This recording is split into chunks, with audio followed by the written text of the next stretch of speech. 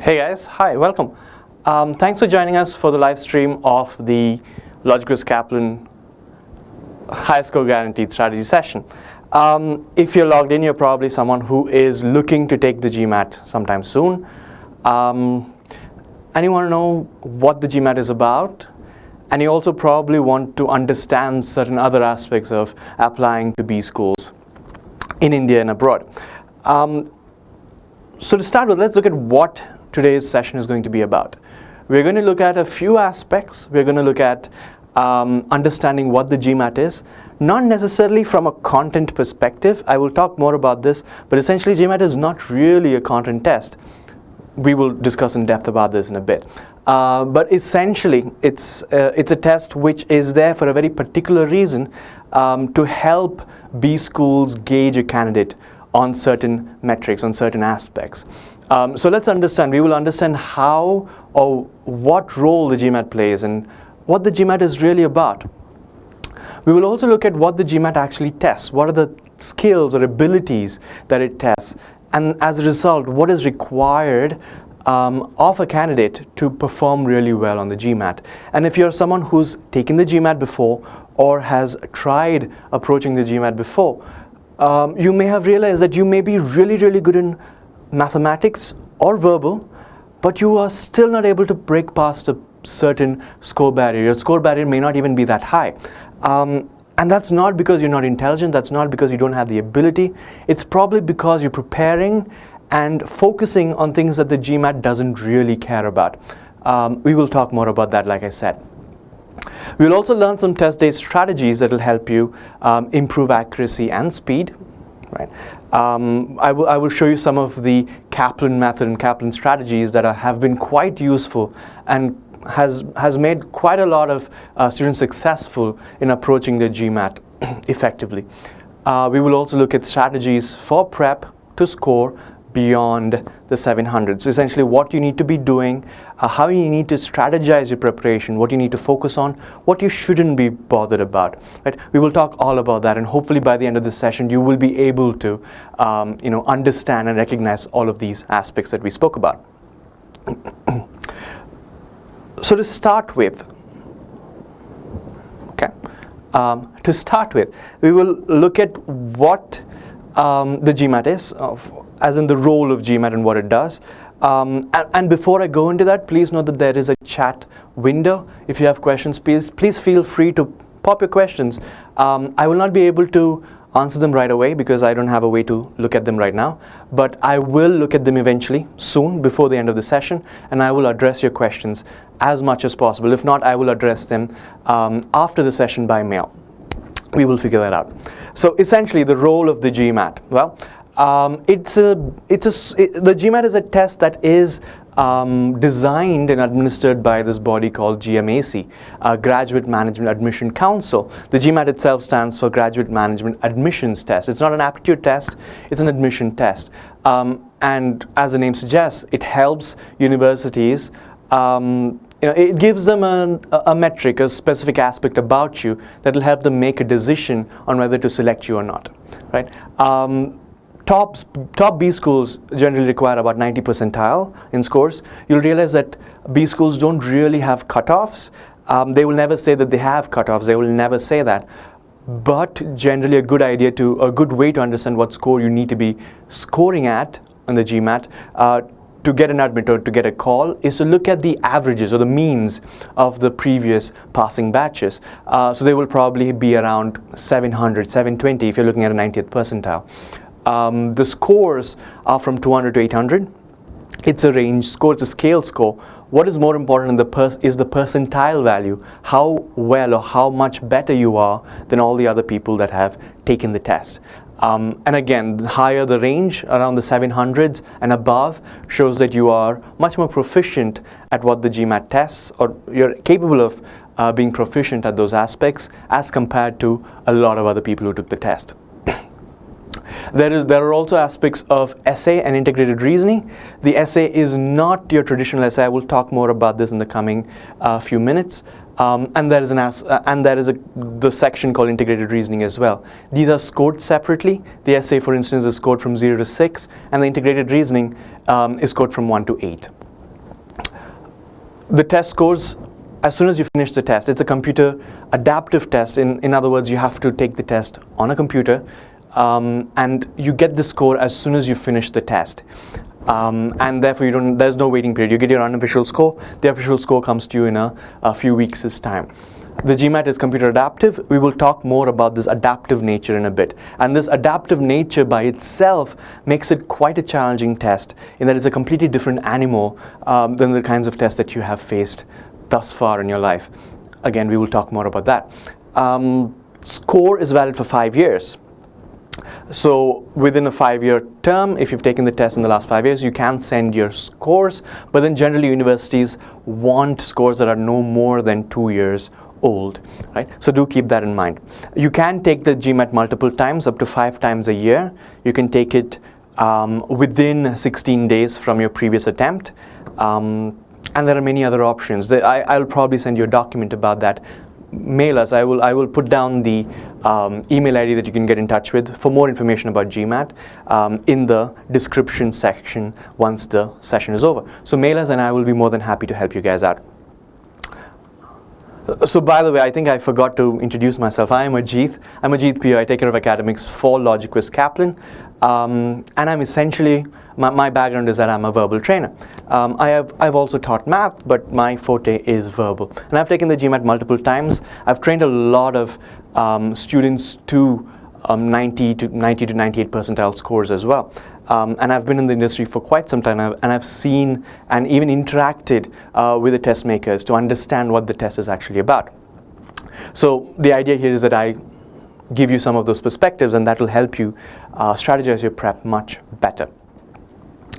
Now, here are some perceptions that students generally have about the GMAT, which are not necessarily true. So let's take a look at a few of them. Firstly, many people think that the GMAT is another CAT being your common admission test. The truth is that it's not. If you've noticed, the CAT and many of the Indian admission tests, not to talk badly about them, but just that many tests tend to be unregulated in certain aspects. They're not standardized. They change from year to year, and it's almost impossible to anticipate exactly, precisely, what these tests will test you on, or what the content of these tests will be. That's not the case with GMAT. The GMAT is a standardized test to the point that the kind of questions that you will see on the day of the test, to the kind of logic that they will test you, and the way in which a question is constructed becomes predictable. There is only so many ways that the test maker can test you, or can test your abilities. And this is because they want to give you a fair test, a standardized assessment of students that is reliable across the world. Also, the GMAT is not a test of content. It doesn't really test you on complex mathematics or mathematics in itself, or grammar as a subject, as a theoretical aspect. Being really good at solving mathematics and being really good at English grammar may not really help you on the day of the test. It's rather a test of strategy rather than content knowledge. Again, I will delve more deeply into what the GMAT actually tests shortly. There is also a common myth. If you've read about the GMAT on the internet, if you've read some of the blogs, there's a lot of myth going on that the first 10 questions is very, very important, and that pretty much defines your score. Although it's not completely wrong, the first 10 questions are important, but so is the next 10 questions, so are the last 10 questions, because of the way that the test is constructed. When I talk about the computer adaptive nature of the test, I will explain this to you more in depth, and why, or rather how you should be strategizing your timing to score effectively and not fall into bad test-taking methods. So the short answer is no. The first 10 questions are not the most important aspects. The entire test is important. In fact, the GMAT penalizes you quite heavily for not completing the test. According to some research, according to statistics, again, according to the data from GMAT itself, you can expect about anywhere from 5 to 10 percentile drop in your score for every question that you do not complete. If you do not complete the test and you've missed one question, then you can probably anticipate about 5 to 10 percentile drop in your score, and that's a huge amount, right? So completing the test is also important. Also remember that because it's computer adaptive, making a few mistakes here and there doesn't really harm your score too much. The system corrects for that. The system will average out if your performance has been consistent and at a higher level. Again, more of that soon. I will talk about that when I talk about the CAT, or the computer adaptive nature of the test. Again, another myth that goes around is that if you do not score 700 or above, you're pretty much doomed, that you will not be able to get into a college or a B school program that you want. This is not really true. Remember that there are many aspects that a B school looks at when selecting a candidate. I will talk more about this again in a few slides. But essentially, just the GMAT score is not really a determining factor. It can never really be an end-all for your B school dreams. And this is especially true if you're someone who has really good profile, really good academics, and really good work experience, but for some reason have not been able to break past the 700 threshold. Don't be disheartened. Know that the admission committees will look at you holistically, right? And also the figures, the average figures, the means that they establish or that they show in their websites for their outgoing batches or the previous batches are averages, right? So if the average is about 700, know that there were many students who were taken into their programs who scored much lower than 700, right? So don't let that affect you too much. Know that there are a lot more things that are involved when a B school selects a candidate. Again, more about that later. Another myth is that the GMAT is like one of your other insane tests, which require years of preparation. Now, the fact that certain tests require years of preparation is true because those are content heavy. The GMAT is not a content heavy test; it's a strategy test. And according to statistics that GMAT itself had researched and published, it was found that many students, or the average time that a student who scored above 700 plus spent on preparation was about 2 months, just 2 months. So it's not really the amount of time you spend, it's rather the quality of the preparation that you engage in. Again, what constitutes good quality preparation, we will discuss in depth before the end of the session, right? Also remember that the content is not very high level. You're probably looking at stuff that you've seen already content-wise in your 10th grade, right? And English is pretty basic, very basic grammatical rules, nothing beyond what you already can comprehend and understand. It's rather the way that it tests you that makes it difficult. So I spoke a lot about how the admission committee looks at various factors when selecting a candidate, when trying to make a decision on who to take into their programs. These are some of the factors. These are definitely not exhaustive, and certain universities don't necessarily look at all of these aspects, but these are aspects that are relevant. I want to, in this stage, I don't really want to talk about what these things are. You probably already know what these are. What I want to do is try to help you figure out why they have these different criteria and what role it plays in helping them make a decision. So for instance, if they look at your academic performance, that helps them understand that you will be able to perform consistently in the academic realm. When you're doing your B school program, it's an academic program. They want to know that you're capable of performing consistently, that you won't drop or that you won't be inconsistent. That gives them an idea about that. They also want to look at your work experience because obviously that's going to determine how you probably will be during the program and after the program, whether you will make a good fit for this program, and also whether your work experience is diverse enough and also relevant enough to be put in their classrooms. Letter of recommendations. Obviously they'll want you to give recommendations from or get recommendations from a few of your colleagues or mentors to help them understand that you are actually what you say you are. And also the statement of purpose and essays, and these are in many of the universities, these are a huge part of your application where you write about yourself, your passions, about what you have done. and even explain some of your inconsistencies if there was a genuine reason for that. And the statement of purpose can be a very persuasive element in your application process. So the statement of purpose helps them understand who you are as a person, what kind of person you are, what makes you tick, what are your passions, what kind of perspectives do you bring in if they take you into their program. Will you make a good fit into their college and their program? So you realize that they're looking at your work experience, your analytical ability, right, from your academic records. They also look at your extracurriculars and hobbies to see, if you're a multidimensional person. They also look at who you are as a person through your statement of purpose, and they also verify that you are who you say you are through your recommendation letters and your references. What then is the purpose of the GMAT itself? Why do they want to see your GMAT score? It's definitely not to see if your math and quant are good. What use is math and verbal, theoretical understanding of those two things for a business administrator? Doesn't make much sense, right?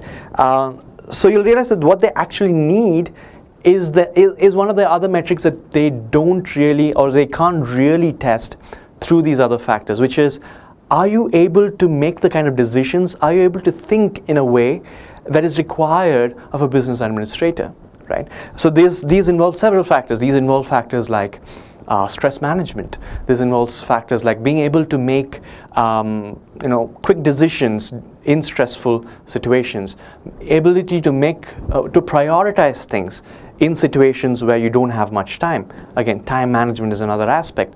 Whether you're able to sustain your performance over a long period of time. Again, I will explain all of these things. So actually what the GMAT tests you are those abilities, are those aspects or qualities of who you are. Right? It's not really a test of mathematics and English. Not really. It tests them in those aspects, or through those mathematical and English basis, but it's not really a test of theory in any way. It's rather a test of so many other aspects that make a good manager. And there have been a lot of studies done, a lot of research done to show that in fact it is a relevant test. The GMAT is actually a test that gauges these metrics. And there are studies out which show that people who score high on the GMAT, 700, 720 plus, the higher their GMAT is, there is a direct correlation with how well they perform in their B schools, in their programs, and also how well they perform in their post-MBA work experience. And also that relates to the salary that they get. People with higher GMAT scores, it was found, tend to earn much more after their post-graduation, after their MBA. So yes, it is a very, very relevant, very, very precise test for those metrics.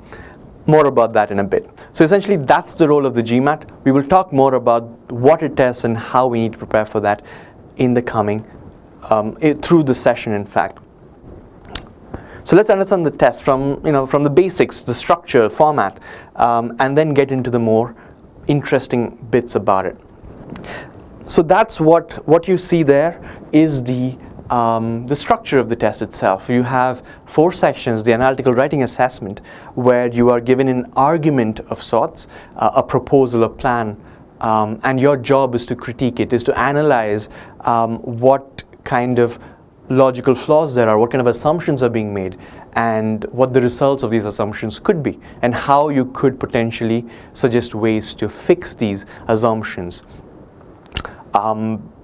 That's sort of in line with evaluating an argument, and this has a lot to do with critical reasoning as well. There is also a section called integrated reasoning. We will look at the question types and what kind of things are tested there in a bit. Essentially, there are 12 questions here, and you have 30 minutes. The score again is from 1 to 8. Quantitative section has 37 questions, 75 minutes. Verbal has 41 questions, 75 minutes. Again, I will talk more about these sections in a bit. But essentially, quant and verbal together constitute your score of 200 to 800. Now, when you think about the test holistically, right now as the test is, you cannot skip between sections. You cannot decide which section you want to perform or you want to do first, you're stuck with the order that you are given. You will have a break after integrated reasoning, an 8-minute break, and another 8-minute break after quantitative reasoning. So effectively, including the registration process, including the process, the initial few minutes where you sit and input the universities that you want to send your scores to, the entire process, the entire experience of sitting in the examination center and taking the test will take you about 4+ hours. Think about that. When was the last time you took a test that was 4 hours long in one sitting? And it's not an easy test. It's a very exhaustive test. If you notice, you start with the essay and then go into integrated reasoning, which is quite an intense section by itself. And then you go into the sections that actually weigh on your final 200 to 800 score. So the way it's designed in itself is meant to test your ability to withstand tremendous amounts of pressure, and and whether you can still perform consistently when you're fatigued. And trust me, you will be fatigued. The best way to experience this is to take a full-length test. I'll talk more about that as well. So if you look at the AWA, to be quite honest, all you have to do is ensure that you get a score that's above the median score. The median is about 4.5 out of 6. This is not a selection criteria, and that's a fact. So what you want to do is understand how to write these essays effectively, to get a score of about 5+, but not waste too much of your mental resource while doing it. Right? You don't want to be stressing out on the day of the test while writing that essay. The same goes with integrated reasoning. It is a selection criteria, but very rarely. They default to, or rather they turn to the integrated reasoning only when they are not able to make a decision based on all the other aspects that we discussed previously. Right? So you may not want to be gunning at a perfect 8, but make sure you get a score that's above the median. And for that, you don't necessarily have to get every question right. You don't have to stress yourself out while taking the test either. This ensures that you go in with as much mental resource as possible to approach quant and verbal, which are substantial sections. So these are the question types you will see. I would definitely recommend that you go online to mba.com and take a look at the different kinds of questions you have. If you haven't picked up a copy of the official guide already, do so. Get a taste of what these questions look like. Get familiar with the test. And again, the key to doing really well on the GMAT is familiarity. Again, I will talk about this. I will explain what this means and how to get yourself familiar with every aspect of the test. In quant, we have problem solving, data sufficiency. We will look at some examples of this. In verbal, there is reading comprehension, critical reasoning, and sentence correction. Sentence correction forms the predominant set of questions. They are the most number of questions you'll see, followed by critical reasoning and reading comprehension. So on average, not on average, actually in actual numbers, you will see 4 passages on the GMAT verbal. And you will typically have about 3 to 4 questions attached with each passage. Now the problem is, with verbal, one of the biggest problems with verbal is that of time management.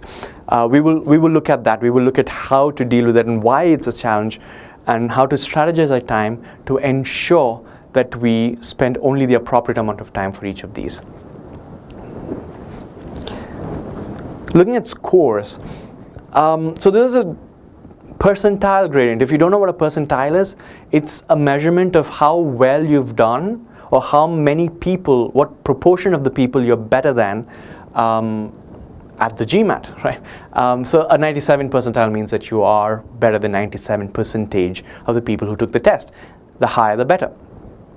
So there is a theoretical maximum for these scores. No one has gotten over 51, and no one has gotten over a 45 in verbal. Now the thing is, when you look at the scores, you want to be scoring at about 49 to 50 in quant. If you want to get into one of the premier schools, if you want to be scoring a 720 plus or 740 plus, you have to look at a 49 to 50 in quant, and about a 40 and 41 in verbal if you want to achieve a 740 or a 720 plus, right? And these are not easy scores. To give you an idea, in the left side you see the average scores for Asians. These are people who've probably prepared for the GMAT and taken, right? So the average of all those scores combined is about 42 in quant, So you'll realize that quant is slightly high, but in verbal it's quite low, it's about 26. And you'll realize that initially when you take the test without preparation, when you take the diagnostic test without preparation, your scores may probably align with those numbers. And the idea is not to get disheartened by it. Understand that the low score doesn't necessarily mean that you don't have the ability. It's just that you're not familiar with the test. Again, we will talk about that. I've spoken about familiarity so many times now. We will talk about that in a bit. When you're looking at overall scores, the quant and the verbal raw scores or the scale scores combine together to give you the final 200 to 800 score. Again, you want to be sort of in the 700 plus threshold, right? If you're looking to, if you want your GMAT to be a substantial plus point in your application. Now, most students, or rather the average, the mean score for GMAT as a whole is about 560, 570 in Asia, right? So you realize that there's quite a bit of gap there. And again, like I said, it boils back to familiarity, not just of the content, but also of the test itself and what it requires from a student. And a 700 plus is absolutely doable, but of course, understand that getting to a 700 depends on where you are right now, and also depends on how much time you're willing to invest on preparation for that. It doesn't require insane amounts of time. Like I said, like we saw, about 2 months of really strategic preparation can get you to a 700 plus. But again, that's not necessarily the case with everyone. Some people might require a little bit more. The only way to know this is to take the diagnostic test. Take a full-length test. You can take this from mba.com and you can download the test software which has 2 full-length tests. Take one of them. It's the best representation of where you are with respect to your GMAT preparation. So we saw how the GMAT is a computer adaptive test, right? What that means is that the test continually assesses and tries to gauge what your ability level is. So it's sort of a dynamic test. It's not a linear test where every question that you're going to see will be determined by your performance previously, right? So in other words, it's going to be extremely rare for 2 people to have the same set of questions, because they may not perform the same way. Even though the scores might have been the same, they may not have performed the same way. We will see what that means.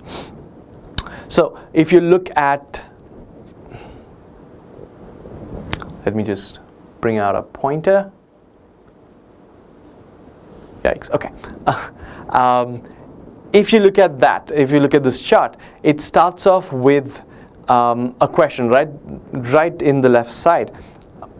To the left side, you see that there are the question starts from a medium or a moderate level, and that's how each section, verbal and quant, start. The system will throw in a question that's of a moderate level, of a median difficulty level, probably a 500 or a 26 in verbal, right?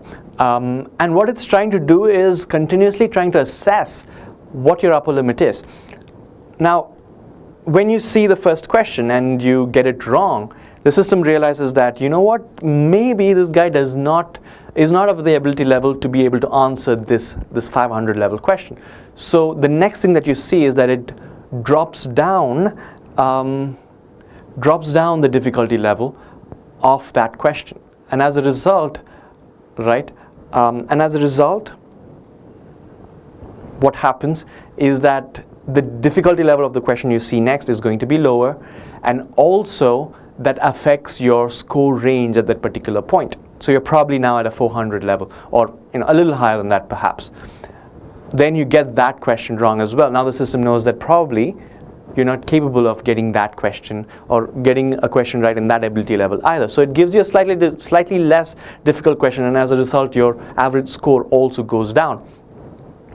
And then for some reason, maybe the first 2 questions you zoned out or you were not focused, but then after that you've been performing really well. The 3rd, 4th, 5th and 6th questions were right, and then you sort of perform in a sort of consistent way where you get most of the questions right after that.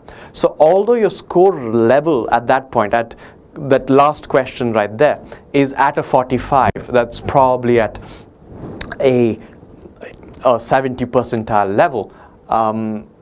Your final score, though, at that point, your score range or ability level at that point is probably at a 50 or a 60 percentile. Why? Because it doesn't only consider the question that you have right there, but rather it considers how you've performed throughout the test. So that's the perception, or that's the reason behind the myth that the first few questions are important, because from the beginning the test tries to gauge what your ability level is. It tries to understand your upper limit, and therefore the first few questions, the difficulty level is going to vary quite a bit. You could get to really hard questions really fast if you get all of them right, or you could get to a really low score range if you get most of the first few questions wrong. But as the test progresses towards the end, probably towards question number 35 in quant, or probably even question number 31, the system sort of has understood what your ability level is, because it averages out your performance until that point for every question that you've done. And there's only so far that the range can vary. But of course, like I said, it's not just about getting the first few questions right. Of course, you want to be getting as many questions right, as many hard questions right as possible. And again, if you look at this chart, you realize that, or rather, if you look at this graph, you realize that the score that he got, the ability level that he has, is actually lower than what he is in right now, because initially he went to a really low score level, and he answered many questions right, but those questions were of a lower score level than later. So that affects your score as well. You want to be getting to a really high score range, to a really high difficulty range early on in the test, and you want to maintain that without sacrificing time. Because if you don't finish the test, or if you're not able to manage your time, you will realize that it is going to take a hit on your score. So to give you a perspective of that, here's a student who has who's in his quant section, and he has performed really well up to question number 32, where he has spent a bit of time, more than what he should, but he has consistently scored at a 700 plus range. Now that's really good, but the problem is that because he probably ended up spending too much time obsessing about certain questions, he does not have time left for the last 5 questions. So he just guesses them, gets that wrong. What consecutive mistakes does is that it really plummets your score. It puts your score really low, and now this is going to affect your average ability level. Right? And he's probably seeing although his ability level was at about an 80 percentile at question number 32, now because he guessed and got many of the questions wrong because he didn't have time, his percentile ability level is probably at about a 65 or a 70. It can really take a hit on your score. Let's look at another scenario, right, where this guy runs out of time. He's in question number 32 and he's run out of time. What that does is that it takes into consideration that you have not solved those questions. You don't even get points, or you don't even get the ability level of those 5 questions that you got wrong. Rather, technically you get zeros. That's going to affect your score quite a bit, and the system penalizes you for not completing the test. Like I said, for every question that you're not able to complete, you may end up losing up to 5 to 10 percentile in your score for that section. Right? That's a huge hit. So 5 questions could mean that a guy who was performing at an 80 percentile may end up with a score of about 50 to 60 percentile, right? And that's the kind of hit that it can take. So what's the moral of the lesson here? Well, pacing is important. It's not just about getting the first few questions right, but rather managing your time and performing consistently at a high level. And that's important, to be able to perform consistently at a high level. Remember, I also told you how getting consecutive questions wrong can really hit your score, because obviously it's going to take you down to a very low level, and then even if you start getting questions right, you're still only getting questions right that are of lower difficulty level. So it really does take a hit on your overall score. But where do students generally make these mistakes? Well, If you think about it, most of these mistakes happen when you look at reading comprehension passages, right? You look at a passage and you think to yourself, oh my God, I cannot do this. This is not something I want to do right now. I have no idea about this passage. I don't know how to do it. I'm not going to get it right. It sort of becomes a self-fulfilling prophecy of sorts, where you end up deciding that you're not going to succeed and you don't. And as a result, if you get 4 questions wrong consecutively, and also the fact that you performed really well on those questions is going to take a hit on your morale, and it's going to affect your test after that as well. So again, you realize it's not really about content. I've not spoken about content yet. It's mostly about your composure and how you're able to manage time and stress. So if you're in that situation where you get 4 questions wrong, or you disengage from the passage and you sort of quit on it, that's going to affect your score substantially. It's going to affect you quite a bit. So what do? Well, understand that reading comprehension is not really a task where you have to know content or have previous knowledge about the topic. Rather, it's about understanding patterns and structures. Again, I will talk more about this. In fact, I will have a separate session about this soon. So stay tuned. If you have not already, subscribe to the channel. And as we have more strategy sessions, you will be the first ones to be notified about it. So in other words, a summary of what we've discussed till now. The GMAT rewards a few things. The GMAT rewards strategic reading, being able to not just read and comprehend, but rather read with a strategy of sorts, being able to anticipate what the author is trying to say, being able to not get caught up by unnecessary details, understanding what's not necessary and being able to avoid that. Right? This becomes very important, especially in reading comprehension. And you'll also be surprised that strategic reading is extremely important even in mathematics. We will see examples of this. Also, the ability to think critically.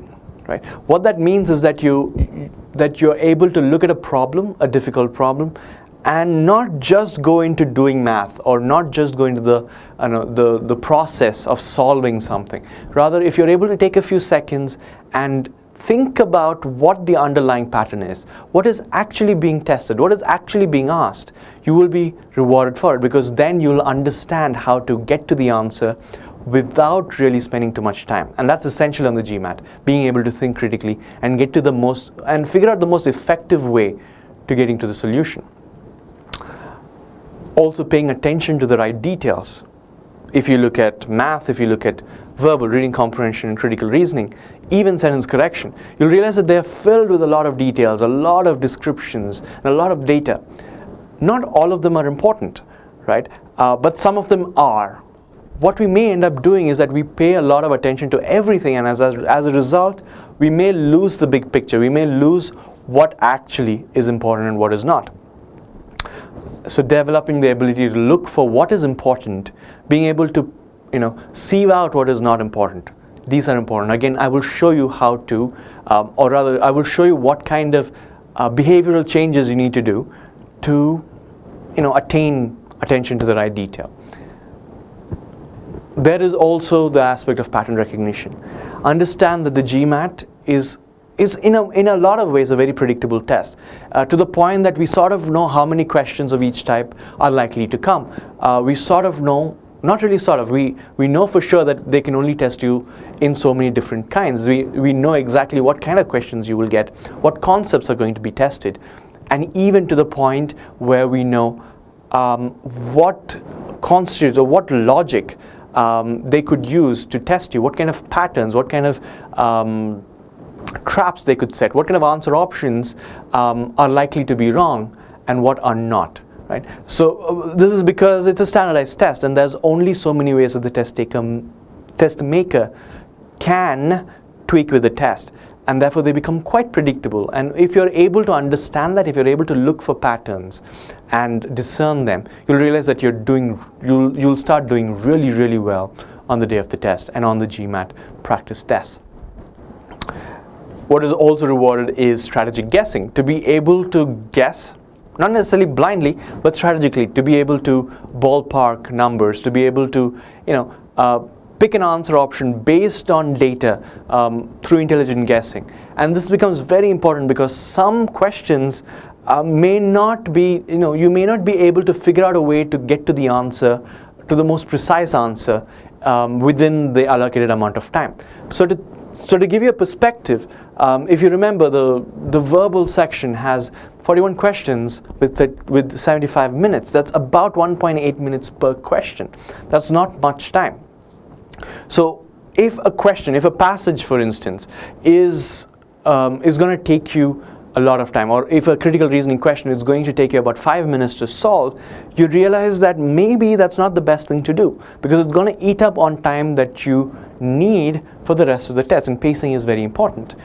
So what you do in that instance is that as soon as you see a question that's going to suck up a lot of your time, you want to guess strategically, decide that you want to guess here.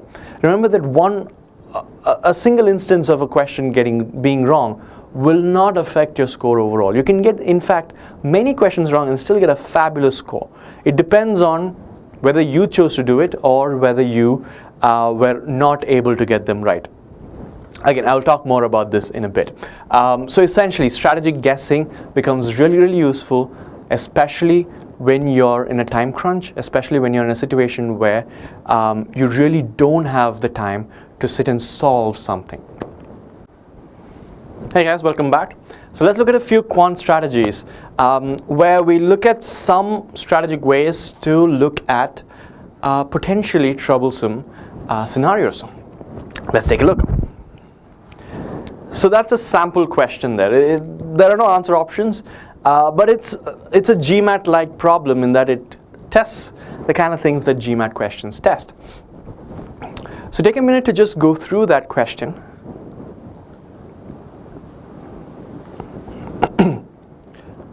So essentially the question says, in a knockout tournament of 64 teams, a team is eliminated after it loses and the winner advances to play with other winners.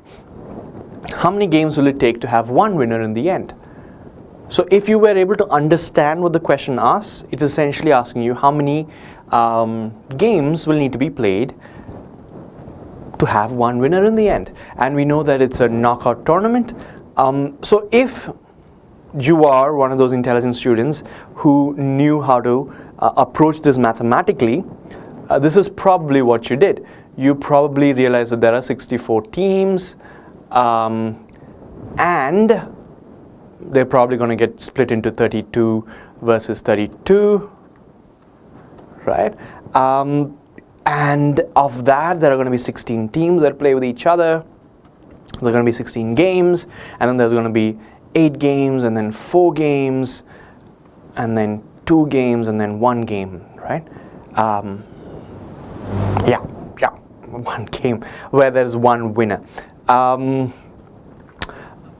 So therefore, what you will end up doing is, adding all of those numbers, adding all those numbers. But it does get a little confusing. Should I add that 1? Should I not add that 1? The answer is you should. But the point of this exercise is that mathematically solving this takes a bit of time, and it's very likely that you're going to make one of those silly mistakes while you're calculating it.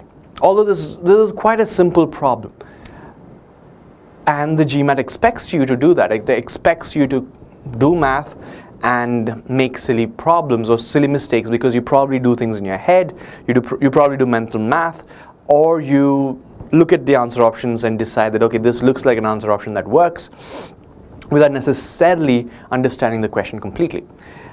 So let me turn this around. Let me rather look at it from a critical perspective. Let me really try to understand what exactly this question is asking me about.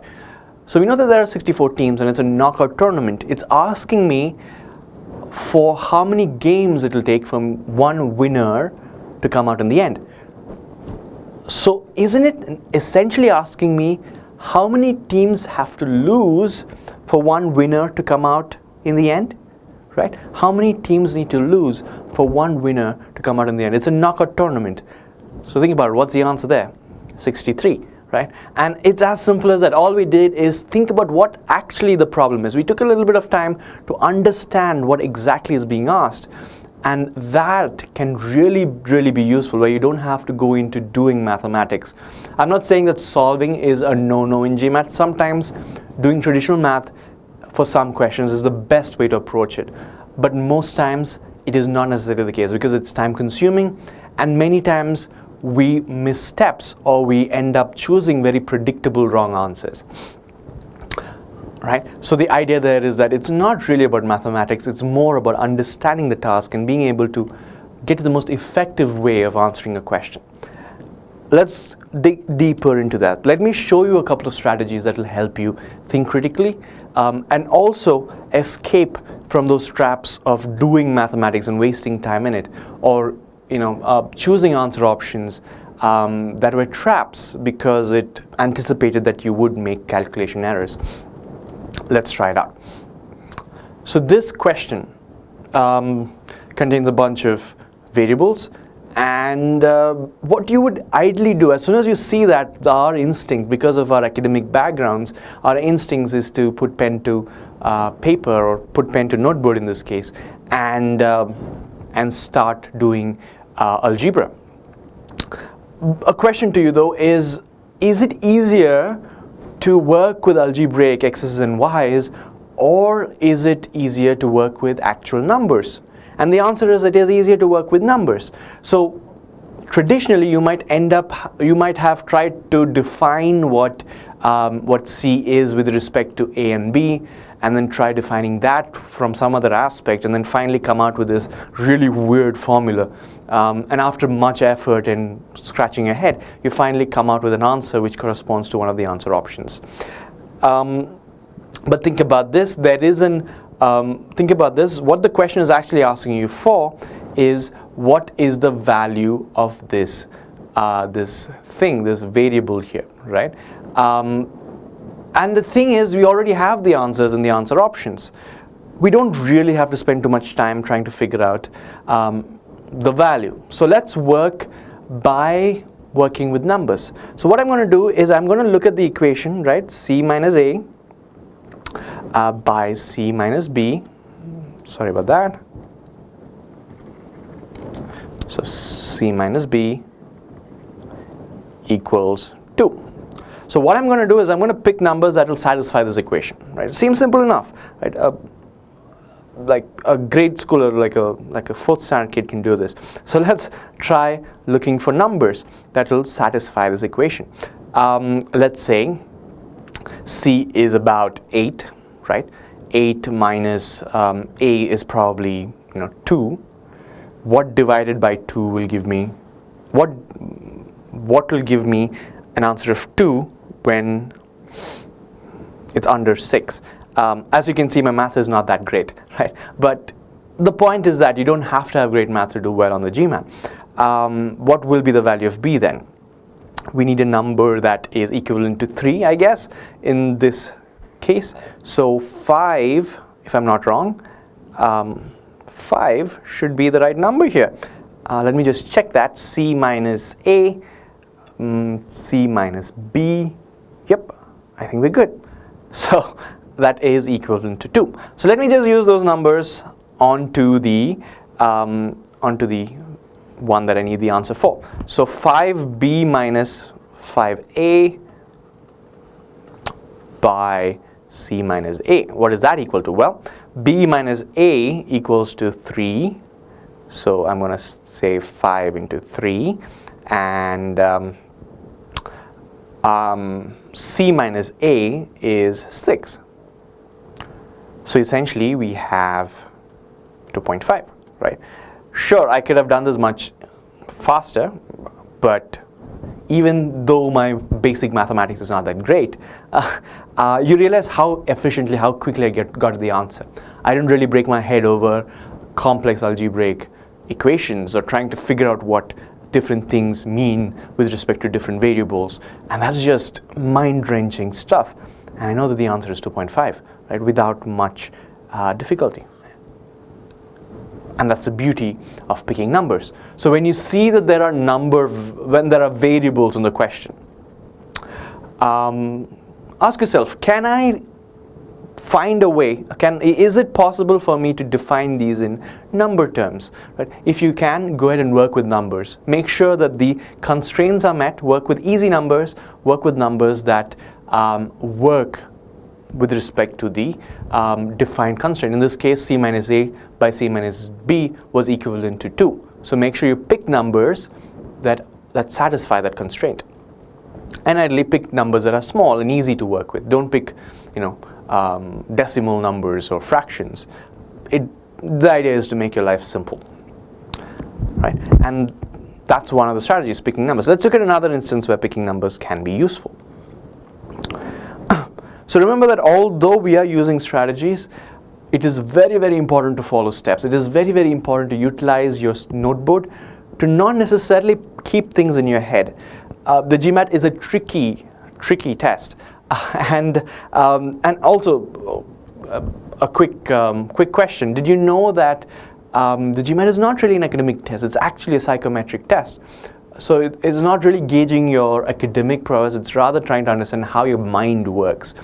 So what that also means is that the question is constructed in that way. It's trying to gauge how your thought process is. And as a result, even the answer options will be designed to make you fall for certain very predictable traps. We will look at examples of this. And these traps, when we fall for them, we call them silly mistakes. But on the GMAT, rarely are there silly mistakes. There is always a reason. And most probably in mathematics, the reason for that is that we forgot to follow steps. We got very confident and did things in our head.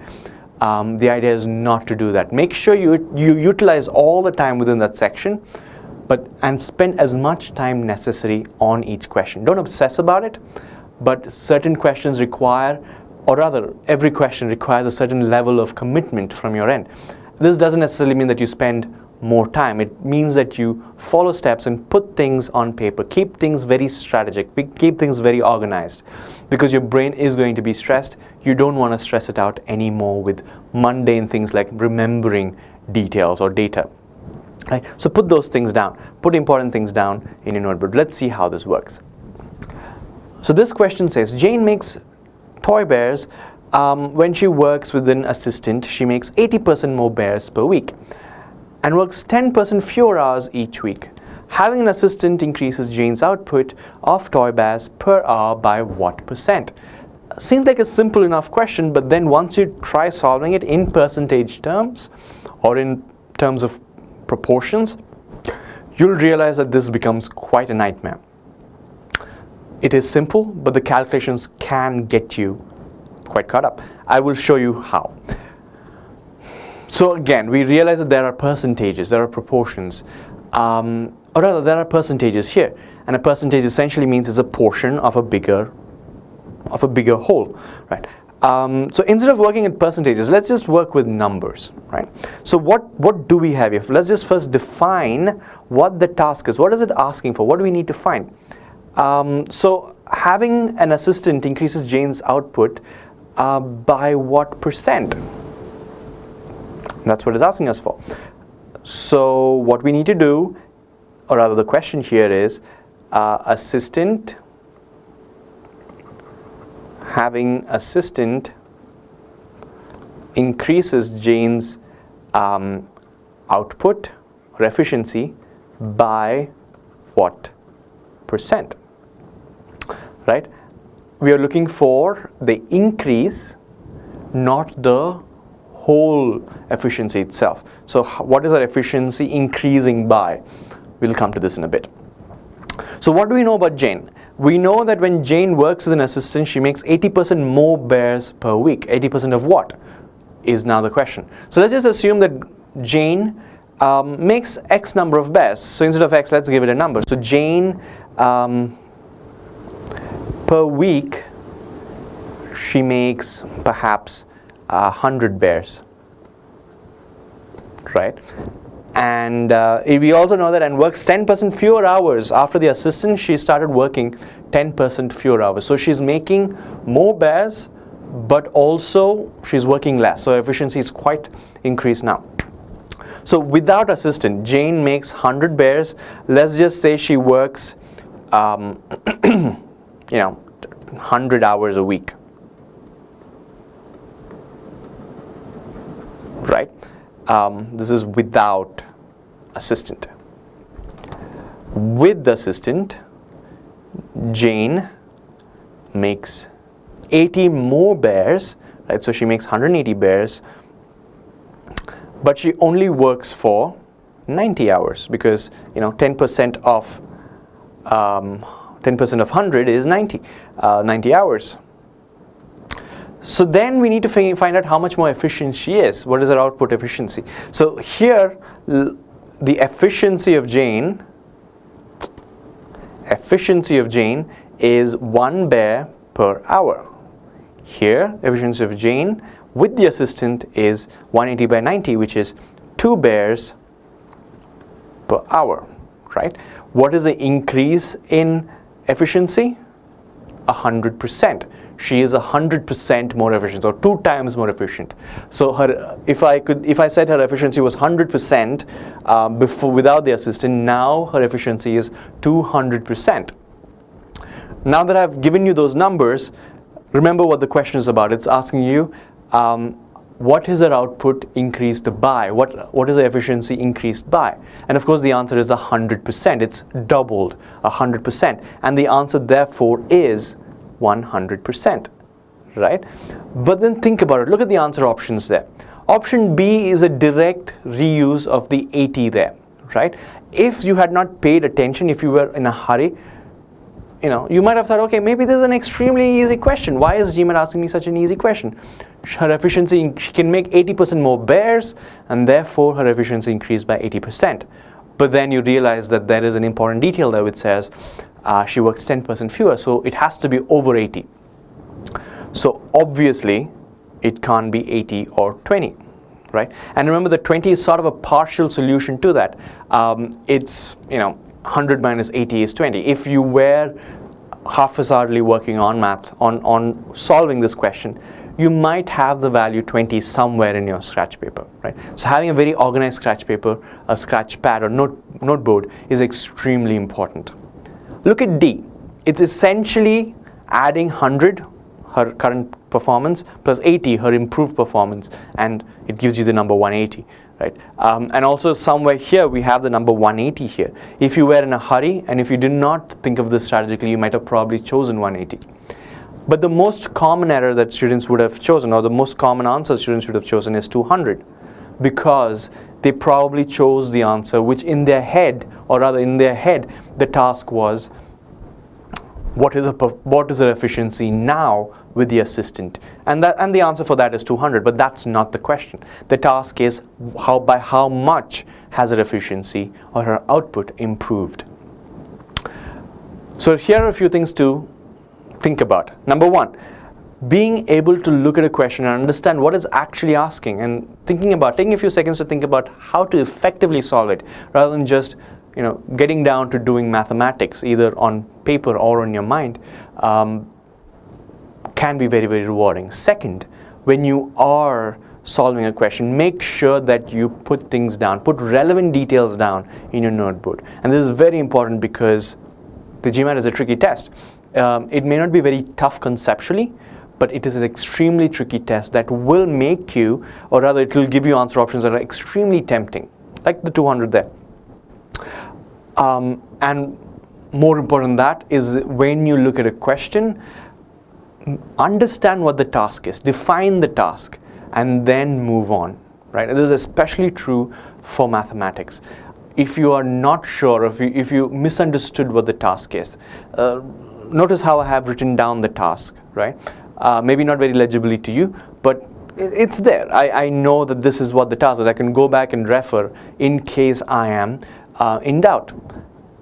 And that makes a lot of difference. This ensures that I do not make any of those silly mistakes. This ensures that I do not make calculation mistakes. And that can change a lot about your GMAT. That could mean the difference between you being stuck at late 30s or 40s in your quant score to being able to score at a 49 or a 50 on the actual day of the test. So the lesson there is make sure you follow process, follow a very clear method, maintain an organized noteboard work. Do not skip steps. It may seem like you're spending too much time, but when you actually try it out on a practice test, you'll realize that you're actually saving a lot of time by avoiding a lot of to and fro, by avoiding a lot of double guessing or second guessing yourself. And also it substantially reduces your mental strain so that you're able to perform consistently throughout the test. And that's very important for a really high score. Let's look at one more strategy. This is called back solving. This is a case scenario where, or rather this question talks about a case scenario of a very, very vindictive teacher, right? So look at the task that it says that the teacher grades students' tests by subtracting twice the number of incorrect responses from the number of correct responses. Very vindictive, right? So for every question you get wrong, you get 2 points away from the number of questions you got right. If student A answers each of the 100 questions on her test and receives a score of 73, how many questions does student A answer correctly? Well, what is the question then? The question here is how many questions? How many correct responses, right? And we know that that's pretty much your X. X is the number of correct responses that the student has. And we know that she or he has attempted every question, all 100 questions. Therefore, the score that he or she has, 73, equivalents to or is equal to X, or rather number of correct responses, minus 2Y, where Y is the number of incorrect responses. Now what you would do is probably, look at X plus Y equals 100, X minus 2Y is equal to what? Variables, many things can go wrong through this. Instead, let's try working backwards, back solving. What you realize is that what you're looking for, or what you want, is the value of X, the number of correct responses. Do you realize that the answer options has options for these, right? So let's try a bit of strategic guessing as well. And then we will see how we can use values from the answer options to get to the right answer very quickly. So if you look at the numbers, we know that the total score that this person got was 73. So if that's the case, do you think that the number of correct responses is more than 73 or less than 73? We know that she's answered all the questions, therefore it has to be more than 73. In fact, quite higher than 73. So right there, can I not dismiss those answers? Because it's impossible that they'd be right. All we have left is D and E. So let's try it out. Let's look at D. It says 82 right responses.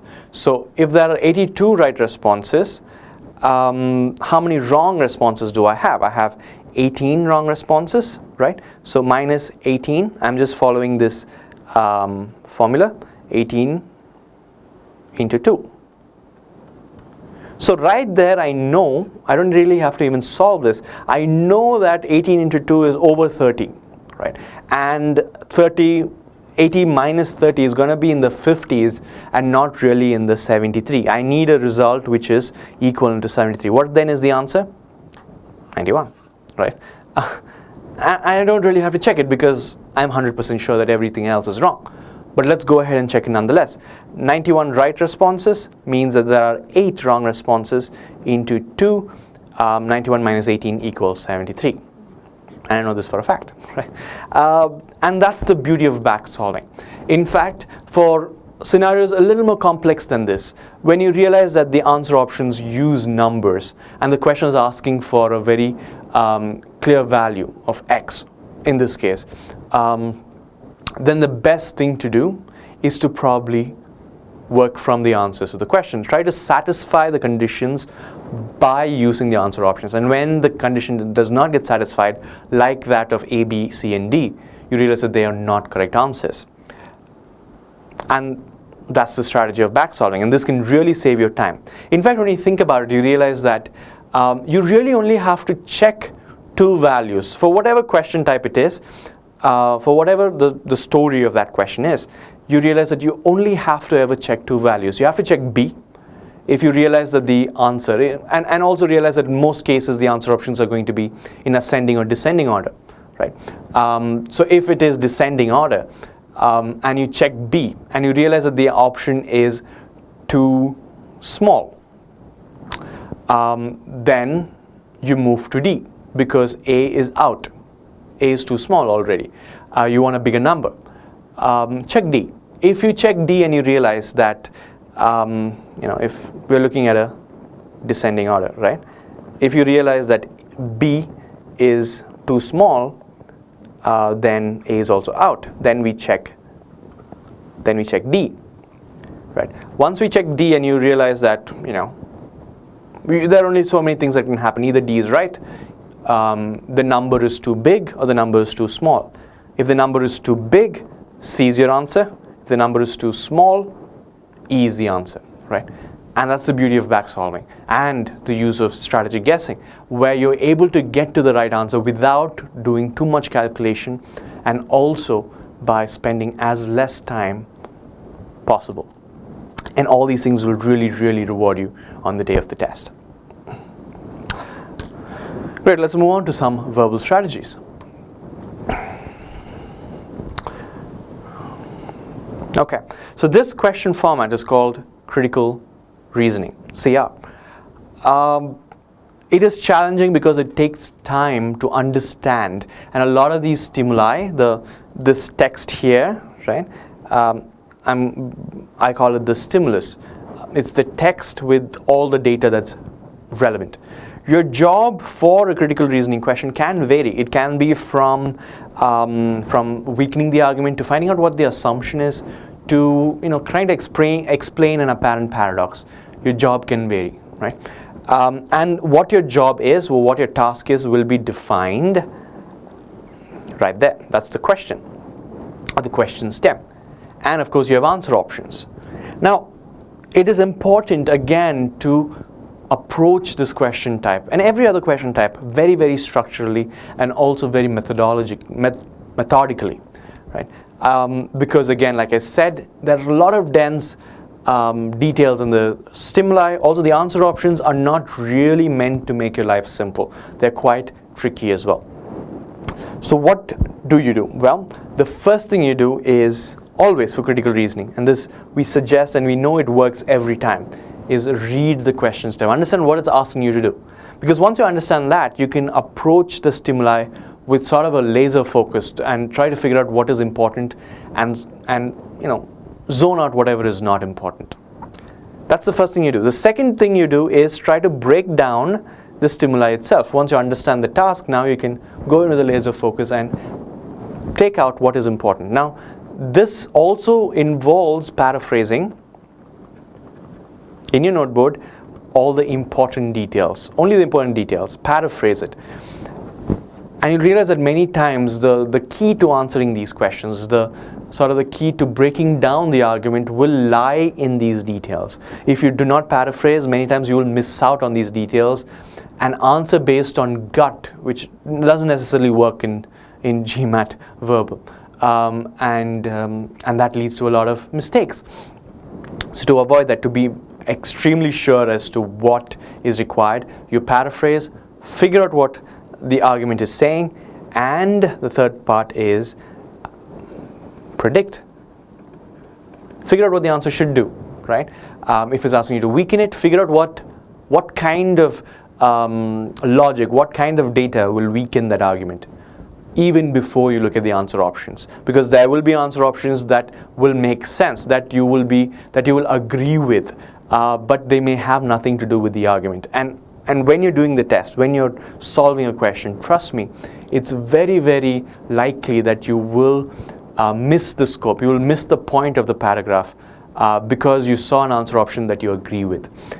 It is designed for that purpose. So having a clear representation of what the argument is and also making a prediction of what the answer should do will keep your focus extremely narrow. And therefore you will be able to avoid all kinds of traps that are set in the answer option. And of course the final step is, of course, to go to the answer options, evaluate them, and get rid of the ones that don't make sense. Whatever you're left with, you evaluate, use critical thinking, choose the one that's closest to your prediction or does not have anything wrong with it. So let's try this out. What's the first thing we do? We read the question, right? The argument above assumes that. So notice that there are a couple of words, and in the GMAT you will see a lot of these questions. What does the author assume, or what does the argument assume? And it will call the stimulus an argument. Many of the stimuli are arguments on the GMAT. An argument is not necessarily what you are thinking about. It's not a disagreement between two people. It's rather an opinion or a judgment or a proposal, whatever it is, some kind of conclusion that has been drawn or that has been supported by some kind of reasoning or evidence, right? That's an argument. So it could be a teacher who proposes stricter attendance rules for whatever reason, right? So that's an argument that she says we are going to cut down on the number of leaves that you can take because it will help academic progress and student development overall. That's the reasoning. That's an argument, right? So we've got the question. It's saying the argument above assumes that. There's another aspect there. What does the word assume mean? It essentially suggests that the argument takes things for granted. There are certain aspects of the argument that are not necessarily completely proven. And this is true. For every GMAT argument that you see, there will be aspects that the author takes for granted. Things that are, or rather logical jumps he makes between the evidence and the reasoning and the conclusion. Now the key to answering these questions, these assumption-based or strength and weaken questions, lies in your ability to notice these jumps in logic. So there's a huge thing, there's a huge process that is involved in paraphrasing. We will go through that, right? As long as we do this methodologically, you'll realize that you're able to approach this question with really clear focus. Let's look at the stimulus. Let's read it.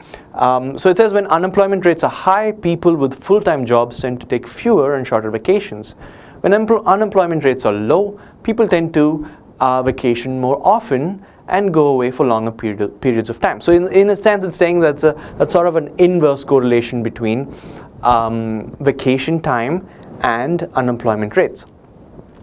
Thus, it can be concluded that full-time workers' perspectives of their own job security influence the frequency and duration of this vacation. So on face value, this argument looks nice, right? It seems logical, but know that it need not be. There might be certain things that the author takes for granted, and that's what we need to find out. So if you look at the argument, and if you think about, okay, what is the point this guy is trying to make? And that's what's important here. The point that this guy is trying to make, the author of this argument. Well, you realize that the last sentence sort of is the gist of what he's trying to say. That's what he feels, right? And everything else is reasoning behind it. Now this we call the conclusion. Now the conclusion, therefore, here, I'm going to paraphrase it. And again, this is a very important part of solving critical reasoning questions, especially the medium and the hard ones. So the conclusion here is that there is the unemployment rates are high and low, and there is a inverse correlation between that and vacation time. So vacation time goes down and up, right? We don't just stop there, right? We are going to find out why he says it, what evidence or reasoning he uses. The evidence, you'll realize, is that he says that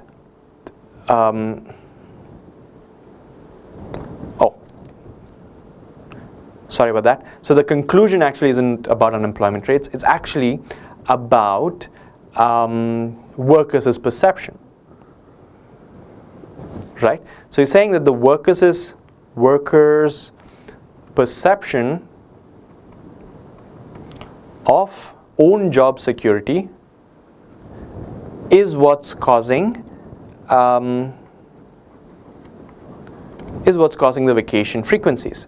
Why does he say that? Because there's an inverse correlation between unemployment rates and and vacation times.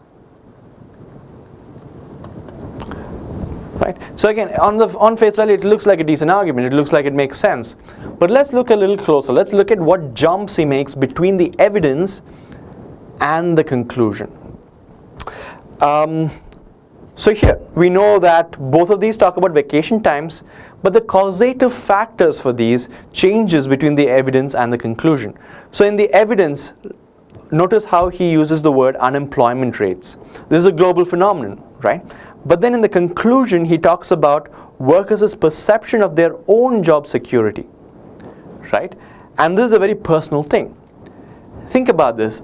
Is unemployment rate, a global phenomenon, necessarily linked with a person's job security or a person's feeling of job security? Not necessarily. A person's job security probably is based on how he performs or his relationship with his boss, or whether he's been goofing off at work, right? It may be dependent on unemployment rates, global unemployment rates, but it's extremely rare that it is. Excuse me.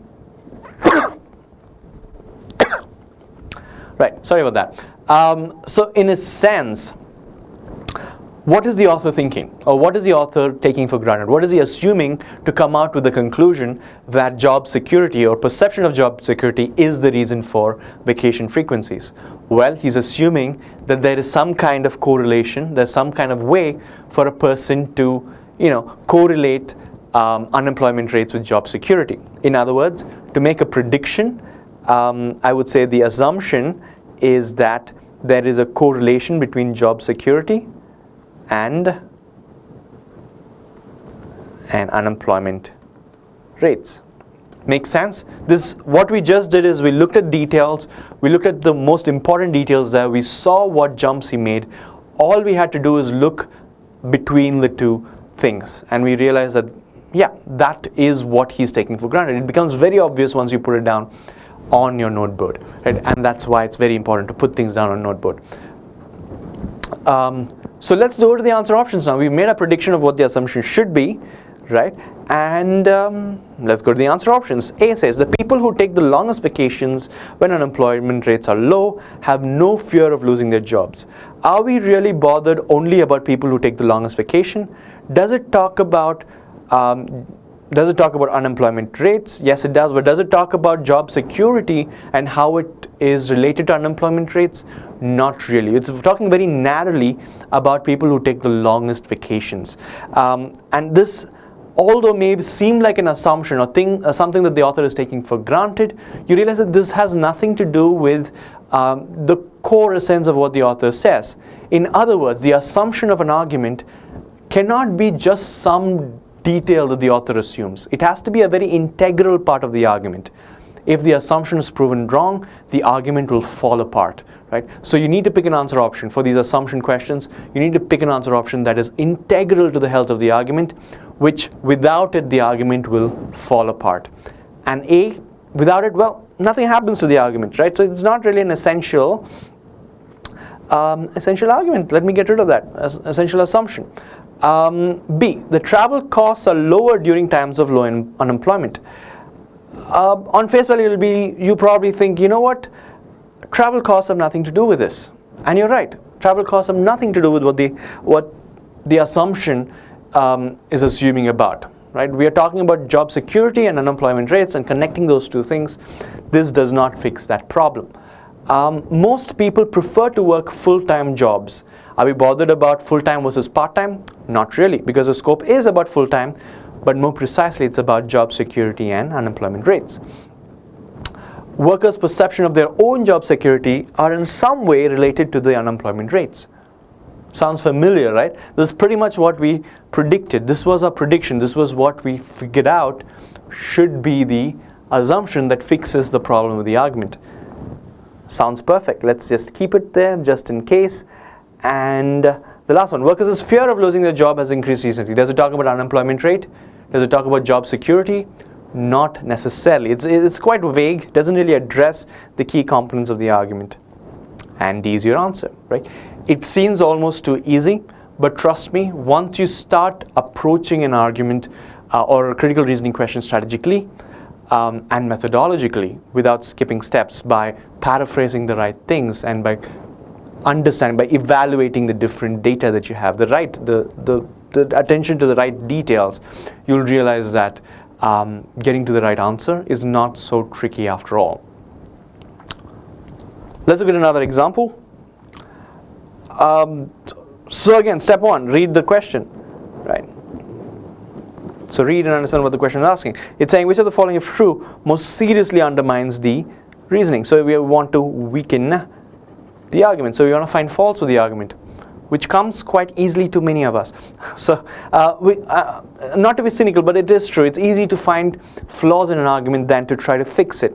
Right? So let's see how this can be done.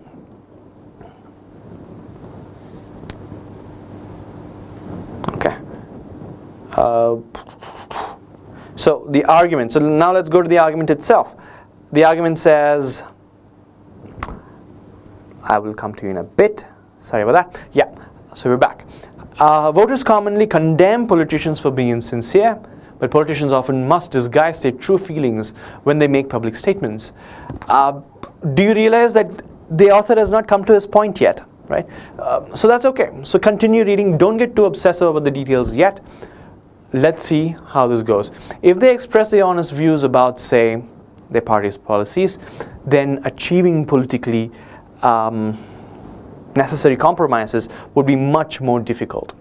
Clearly, the very insincerity that people decry shows that our government is functioning well. Right. So when you read it, you must have felt that there's something that's not going on correctly here, right? Good. That's because your brain has already deciphered what the problem is subconsciously. The key is not to let yourself fill in the gaps. Do not try to fill in the gaps as you read.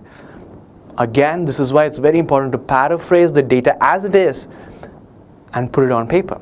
That way you do not fill in the gaps and as a result miss the answer options or think that an answer option is too obvious because your brain is smart enough to figure it out by itself without thinking too heavily about it. I'll show you what that means. So the next step, of course, is to think about what was this passage about?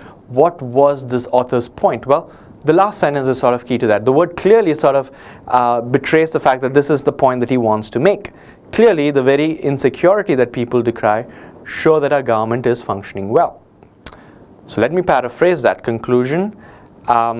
Insincerity is a sign of government functioning well. Well, obviously, it's going to have some reasoning behind it. Let's try to find out what they are. If you look at the argument, he says that people are insincere, politicians are insincere. If they express their honest views about, say, their party's policies, then achieving politically necessary compromises would be much more difficult. So the biggest reasoning there is that being insincere leads to or promotes ability to make politically necessary compromises, right? That's the data there.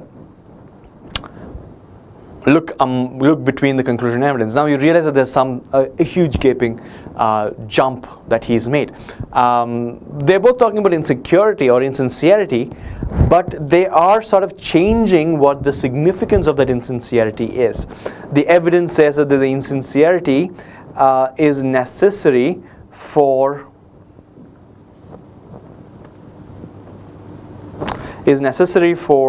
making politically necessary compromises, whereas the evidence talks about something else. Sorry about that. Yeah. Right. Whereas the whereas the conclusion, talks about something else. So again, just like before, he's making a jump between these two concepts, where he feels that being able to make politically necessary compromises equates to good governmental function. So let me just write down that anticipation that, or in this case, I have to weaken it, right? So what is wrong with this argument? The fact that it need not be the case that political compromise need not be equal to government functioning well, right? And that's your prediction, right? So let's see how that makes sense. So we've understood the argument, we've compared the two, we've compared the conclusion of the evidence, and we've understood what the weaknesses in the argument is based on that comparison, right? So A, achieving political compromises is not all that is necessary for proper functioning of the government. Sounds familiar again, doesn't it? So again, what you realize here is that by paying attention to the right detail, it becomes very simple to solve even really, really complex questions. And this is an official question. This is a hard question. This is probably a 700 to 750 level question. This is not an easy question. And we know, we are very certain that A is definitely relevant. Let's look at the other ones. Some political compromises are not in the best long-term interest of the government. Seems relevant, but my problem is the word some.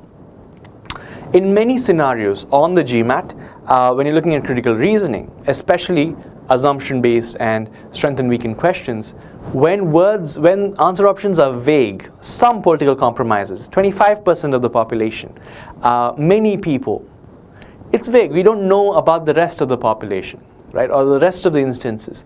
And in those cases, it doesn't really help strengthen, weaken, or do anything, because there's always a flip side to it. There's always the other side of the story which could counteract it.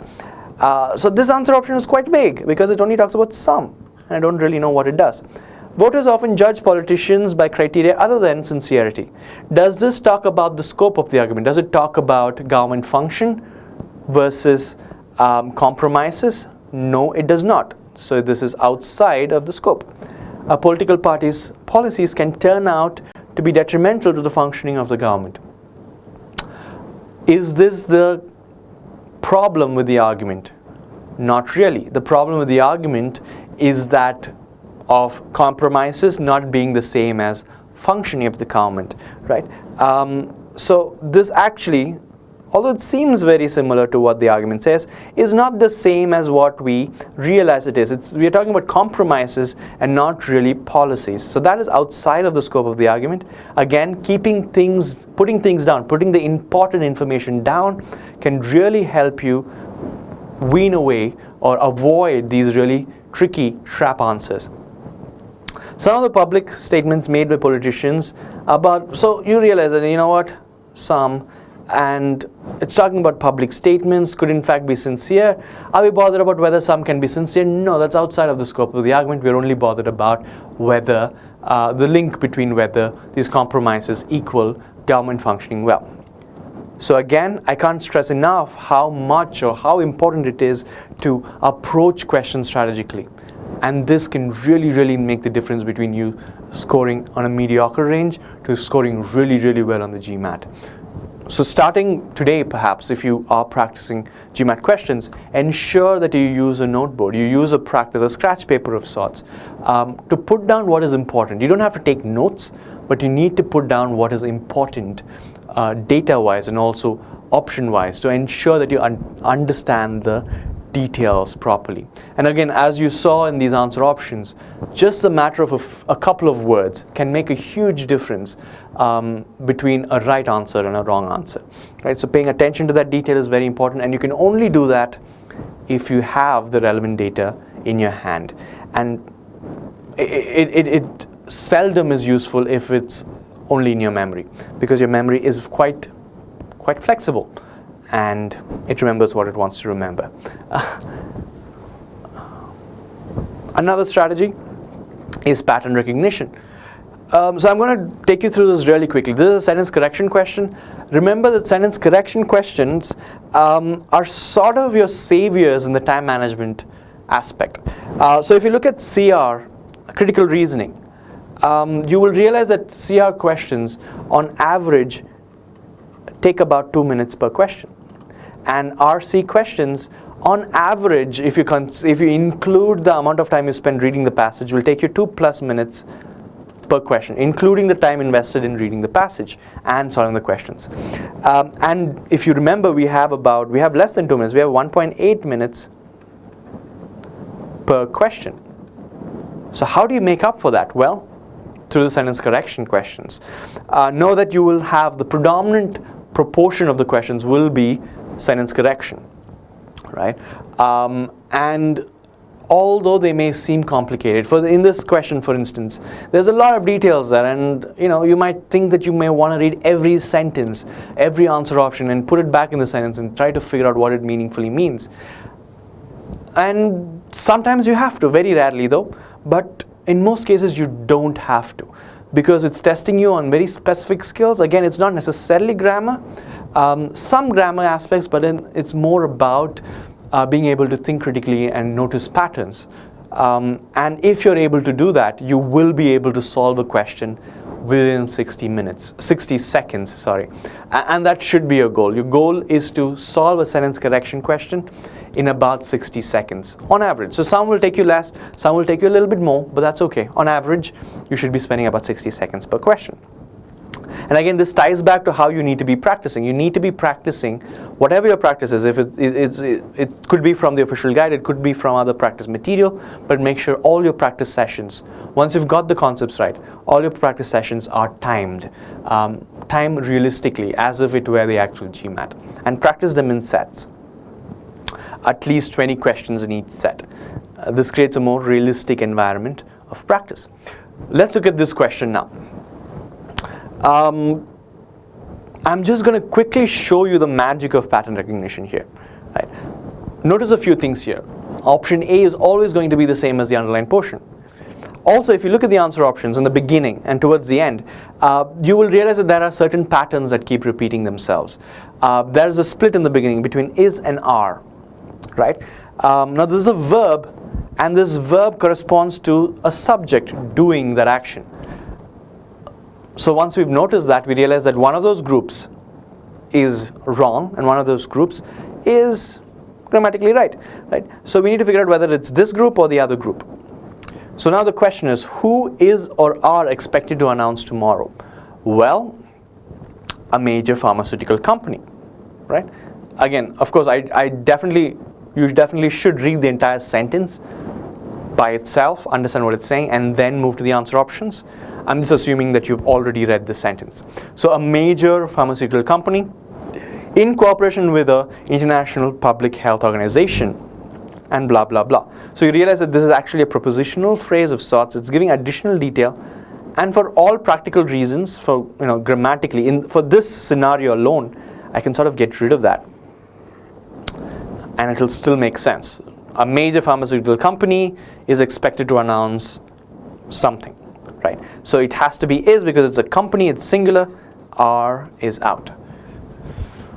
Now let's look at the answer options, looking for more patterns. Look at the differences between the answer options, or among the answer options in this case.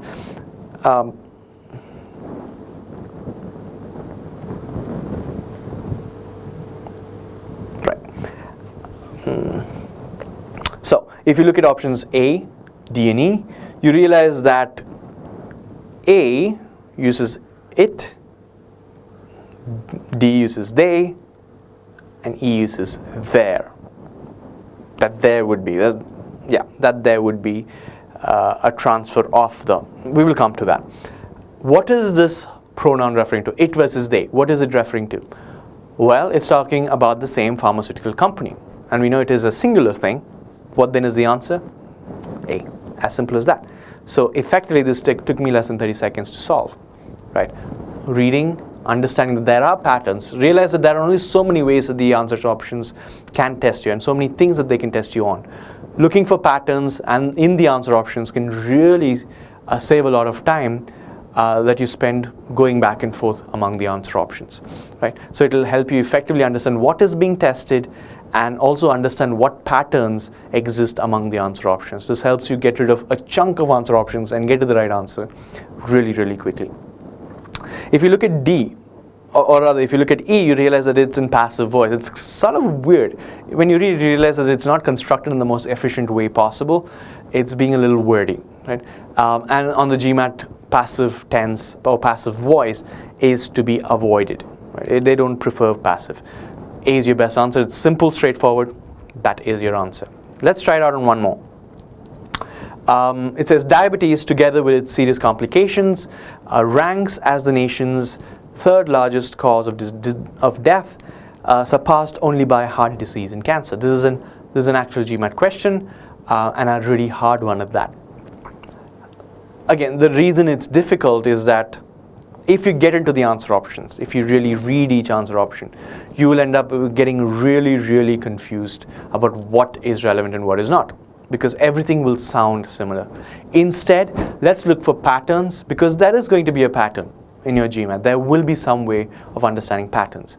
So let's look among the answer options. You realize that first off, there is a verb there, ranks, and then rank, has, are, have been. What is this referring to? It's referring to diabetes, right? Together with its serious complications, again, for all purposes of this question, can be gotten rid of, because it's just giving you details that does not really change the subject here, right? Or the plurality of the subject. So diabetes is singular. It ends with an S, but it's singular. It's a thing. It's a disease. A singular word. So should it be rank or ranks? He ranks or he rank? He ranks, right? So he is a singular pronoun, and it is followed by rank. So therefore, ranks will work, rank will not work, are will not work, have will not work, right? Because all these are plural verbs. Between A and C, ranks as the nation's third largest cause of death, surpassed only by heart disease and cancer, versus C, which says has the rank of the nation's third leading cause of death, only surpassed. Again, as you read it, you realize there's something wrong with it. So something has the rank of the nation's third leading cause of death. Nation's third leading cause of death is not really a rank. That's number one. And second, it's just constructed weirdly, right? In many times, you'll realize that you will be left with two answer options, one of them being simple and straightforward, and another one which doesn't necessarily have anything wrong with it, but you'll realize that it is either using a passive voice or unnecessarily being redundant. So in that case, pick the concise one. Concision is another aspect that is tested on the sentence correction question type. So A is your answer there. Another thing you notice is that A can be the right answer. In fact, statistically, 20% of the time A is the right answer. So don't just eliminate answer options in sentence correction just because it's A or a representation of the sentence as it is, right? So I hope you understood the significance of pattern recognition, that even really difficult questions, even entirely underlined questions in sentence corrections will have predictable patterns.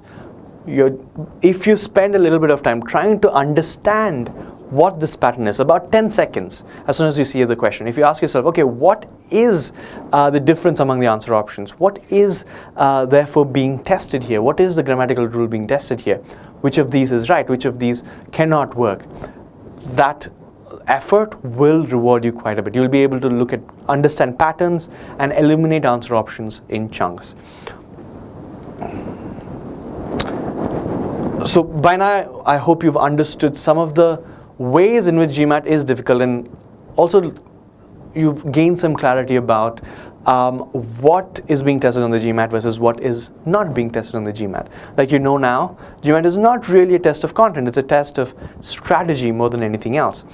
So we need to prepare ourselves for strategy. Preparing yourself for content, you'll realize, will not give you effective results. So what do you do? This is what you do. Whatever your prep level is right now, if you have not taken a full-length test, go ahead and take a full-length diagnostic test right away. You will be able to, you can download the official mock tests from mba.com, and these are the best tests available right now because these are made by the test makers themselves. take a full-length test, and this will give you a very good taste of what the GMAT is. It is also it's also very important because it helps you understand where you stand and where your conceptual and strategic focus needs to be when you start your preparation. The next thing is, when you do find out after your diagnostic test, when you understand what your conceptual weaknesses are, maybe you have problems with probability or coordinate geometry, or grammar is your weak point, go ahead and learn them. It won't take you too much time. Again, remember that the conceptual understanding that you need, the conceptual learning that you need is quite limited on the GMAT. Very basic stuff. The grammar is stuff that kids in the 8th grade know and learn, right? The same with mathematics, probably up to 10th grade level. But if there are inconsistencies, go and get them sorted. Any of the good test prep books out there can give you these strategic perspectives. The next thing is practice. Well, make sure when you practice high quality material or high quality questions. What that means is that the questions must be like the actual GMAT, like the questions that you will see on the actual day of the test. There are many questions out there. There are many GMAT-like questions out there which are not really GMAT-like. They're probably spiraled out of other tests. And practicing these, will not, in most times, will not be effective on the GMAT. In many other times, it might actually cause your GMAT performance to reduce because you're not necessarily practicing the right kind of strategies.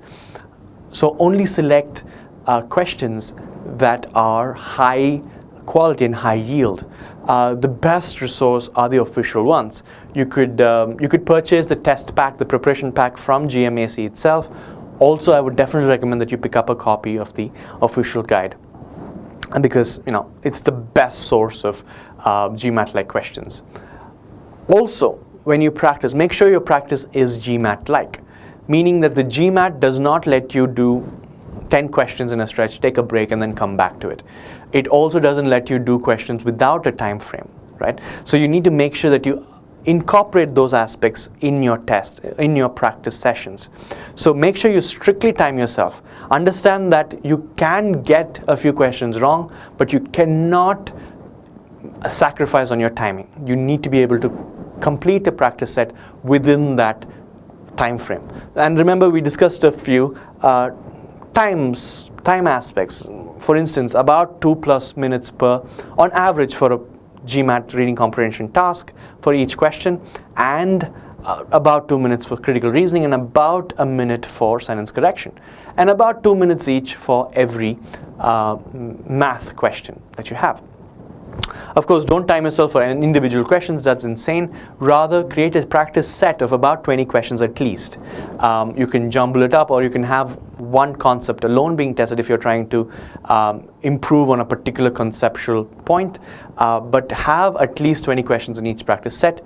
Set a time that's realistic, GMAT-like, and make sure you adhere to that. That's very important because untimed practice will not really give you much mileage when it comes to improvement in GMAT scores. Take periodic full-length practice tests. So you take a full-length test to begin with. Take a full-length test every other week or once in 2 weeks initially, right? When you're towards the end of your preparation, we would suggest taking about one practice test a week. And again, make sure that your full-length practice tests are as close to the actual GMAT as possible. Do not take ones that are not necessarily like the GMAT. You might think that, oh, you know what, practice is practice, it's going to help me. But if it's not like the GMAT, you'll realize that you may be set, the test might set some unrealistic expectations for you. The scores that you see on that test, on that mock test, whichever test that you take, may not be representative of the actual score that you'll get on the day of the test. You need a practice set that is very, very close to the actual GMAT. Also, when you take full-length test, take the entire test with integrated reasoning and AWA. This will prepare you for the actual day. So the idea is that when you take the actual test, you feel right at home. You feel comfortable taking that, to a relative degree, that you're okay with the experience of sitting 4 hours, and you're already used to the kind of fatigue that you're likely to face, and you know how to handle it. You don't want to be experiencing these challenges, these stress levels and this exam fatigue on the day of the test for the first time. That's definitely gonna throttle down your actual GMAT score, irrespective of what your ability level is. So take the entire test in one sitting, and take only the prescribed breaks, only the amount of time that it suggests. So after, like I said, after integrated reasoning and AWA, take an 8-minute break, and then come back and start the test as soon as 8 minutes is over, and then after quant, take a break, and then after verbal, you're done. Spend as much time on review as on practice. So review doesn't just mean you go through the questions and see what the explanation for the right answer is. That really doesn't really help you too much. What that helps you with is, rather, it helps you understand how to answer that question precisely, which you will probably never see again in your life. You will never see it on the GMAT. But rather, what you want to understand what strategic mistakes you made, why you made those silly mistakes, why the wrong answer options were wrong, what made you think that the wrong answer option was right. Those are important review points. So think about those aspects. Think about what made the wrong answer options wrong, why you chose the answer that you chose, and also why the right answer option was right. All these are important points. And also, when you review, don't just review questions that you got wrong, rather review questions that you spent too much time on, right? If you're supposed to spend 2 minutes on a question and you ended up spending 3 minutes, find out why.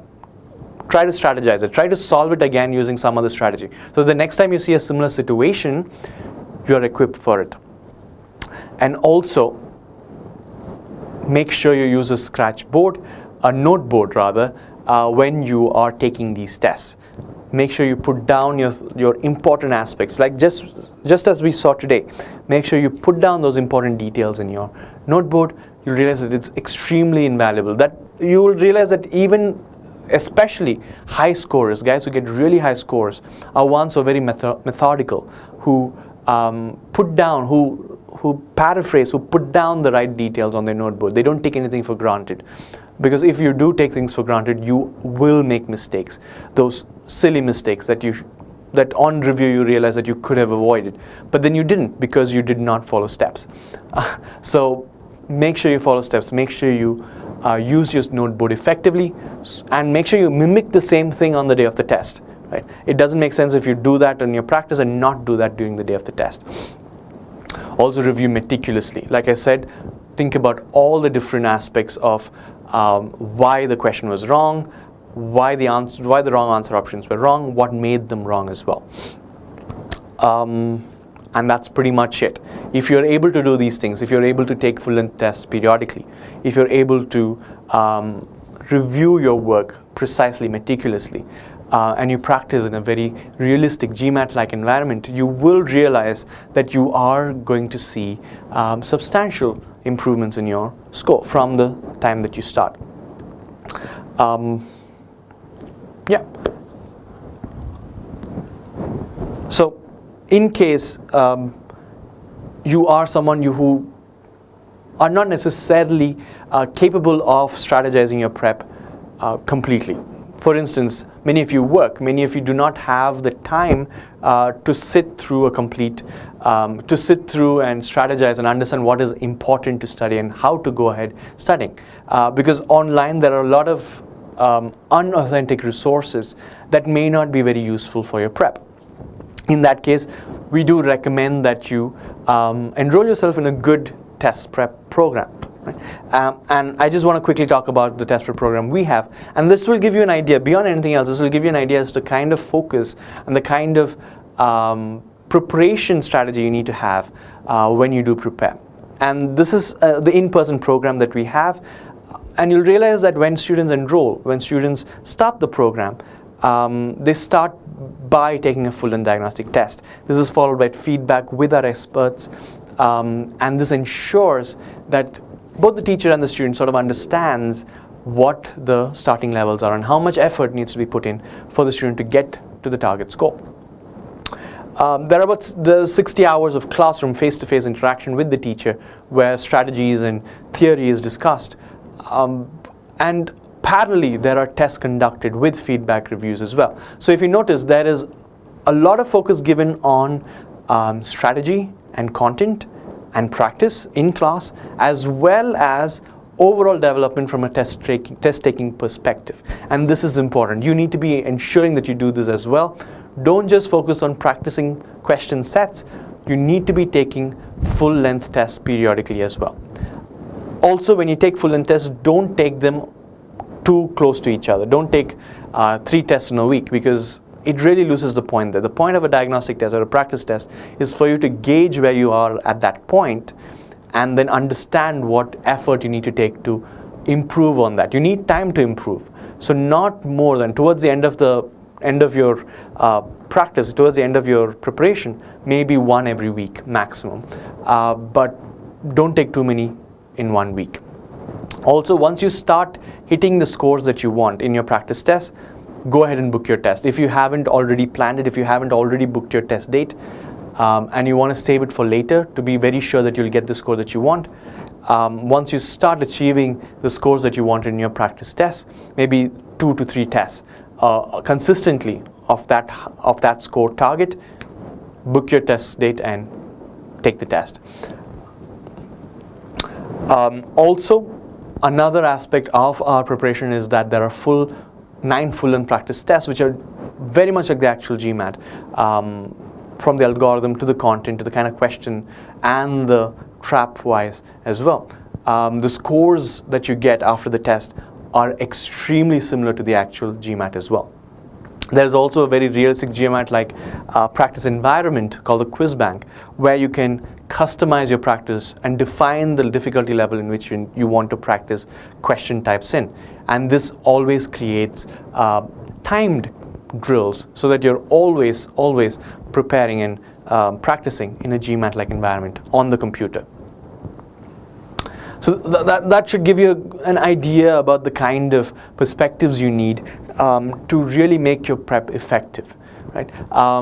In the meantime, I will drop a link. I will drop the email ID below. But essentially, you might have gotten an email from facultyadmin@logicwest.in, and that's the email ID you want to be sending any doubts about. If you have any prep-related queries, please feel free to get in touch with us.